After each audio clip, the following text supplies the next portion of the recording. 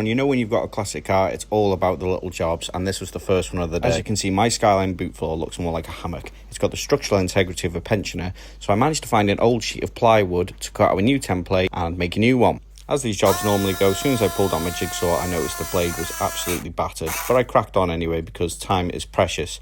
So first thing I did was cut down this massive piece of plywood to a more manageable size. Please don't judge my carpentry skills. I will happily confess that I haven't got a fucking clue what I'm doing, but I thought it was a worthwhile job to reinforce this boot floor and make it look a bit more presentable. Next thing I did was take this whack-off plant pot to put it on the boot floor to flatten it out, so I could take a good old-fashioned Sharpie and draw around it to make the template for cutting.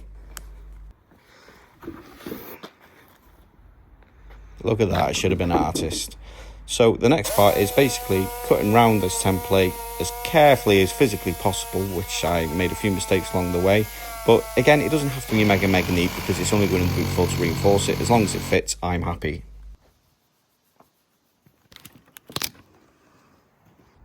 Now that doesn't look too bad at all. I did think it looked quite a weird shape though, but I didn't question it because I went around the template anyway. So the next thing to do was to take out my little sander, neaten up all the edges and go over all the poor mistakes that I made to make this look like I actually know what I'm doing.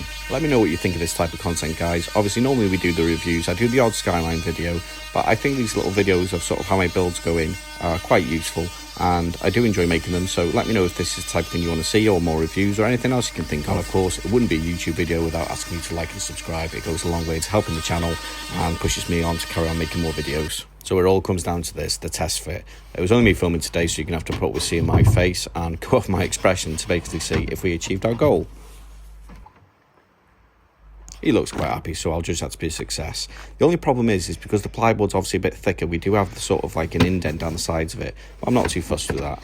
A clever thing to do would be to blow off all the dust before you put that in though, but obviously hindsight's a beautiful thing and I'm an idiot. The important thing though is it does fit and I have a usable boot. It's one of those worthwhile jobs, so let me know what you want to see me do next. Obviously we're going to go on to the more important stuff now, but this was a job that needed doing desperately.